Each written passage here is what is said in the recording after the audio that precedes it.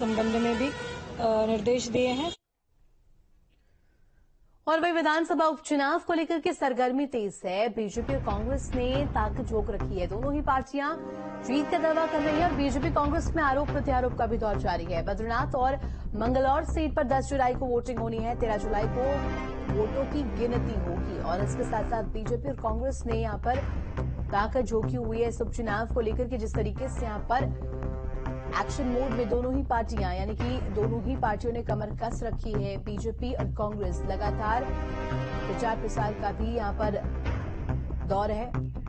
और खबर पर जानकारी के लिए संवाददाता महावीर नेगी हमारे साथ लाइव जुड़ गए। महावीर, 10 जुलाई को वोटिंग होनी है, लिहाजा जो पार्टियां हैं, खासतौर पर बात करें बीजेपी और कांग्रेस की, यहां पर जी तोड़ मेहनत कर रही हैं और आरोप प्रत्यारोप का भी दौर इस बीच जारी है।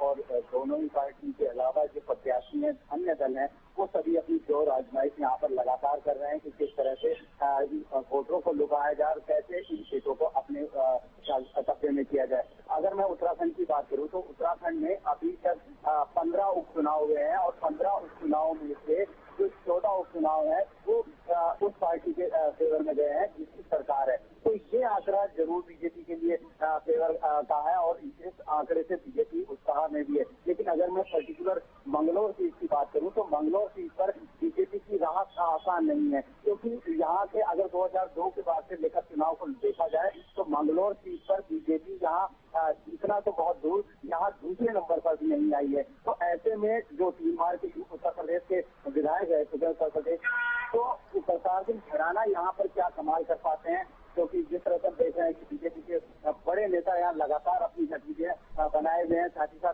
कांग्रेस की भी जो नेता है, बड़े नेता, वो यहाँ पर लगातार प्रचार कर रहे हैं। तो ऐसे में मुकाबला जरूर त्रिकोणीय यहाँ पर दिखाई दे रहा है। लेकिन सबसे बड़ी बात यही है कि बीजेपी के लिए चुनौती है, तो वही कांग्रेस के लिए उत्साह वाली बात यह है कि अभी हाल ही में जो लोकसभा चुनाव हुआ है उसमें पर्टिकुलर मंगलौर सीट से उसको अच्छी खासी बढ़त मिली। तो ये आंकड़ा महावीर, और ऐसे में ये देखने को मिला है कि लोकसभा चुनाव में तो क्लीन स्वीप यहां पर कर दिया पार्टी ने, बीजेपी ने, लेकिन जिस तरीके से उपचुनाव का ये रण है, क्या लोकसभा चुनाव के परिणामों का असर इस चुनाव पर भी होगा?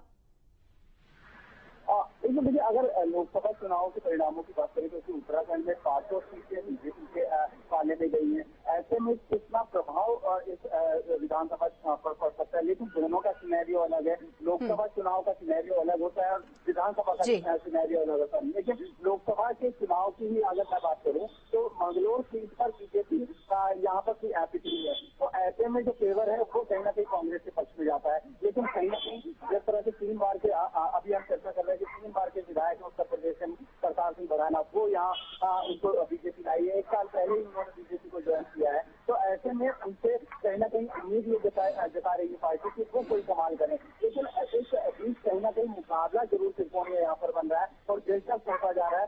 10 जुलाई को यहाँ वोटिंग होनी है, लेकिन उससे पहले यहाँ पर जिस तरह का घमासान देखने को मिल रहा है वो अपने आप में काफी दिलचस्प है। बिल्कुल महावीर, बहुत शुक्रिया आपका तमाम जानकारी के लिए। और देखिए जिस तरीके से उपचुनाव